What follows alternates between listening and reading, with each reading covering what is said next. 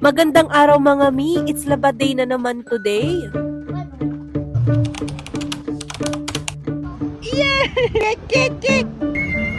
O, diba? Pagkatapos gumala ay Monday na naman nga. Syempre, kapag Monday, it's Laba Day. Kaya naman, dyan pa lang, yan na nga, nakikita nyo na nga yung aking labahin. O, diba? Mas mataas pa sa bundok apo. Charis.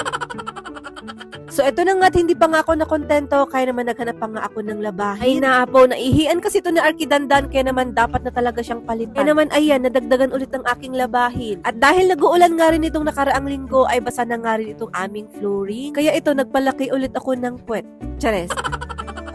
Tinunod ko na nga ring walisan dahil mamilyonis na nga rin ng alikabok at saka buhok. Katapos ko doon, ito at tinuruan ko naman si Arkidandan dahil nga kusang nga siyang nagpapaturo dyan. Ay siya sinamantala ko na dahil bihira lang talaga yan magpaturo. Minsan nga hinahayaan ko na nga lang na hindi turuan kaysa naman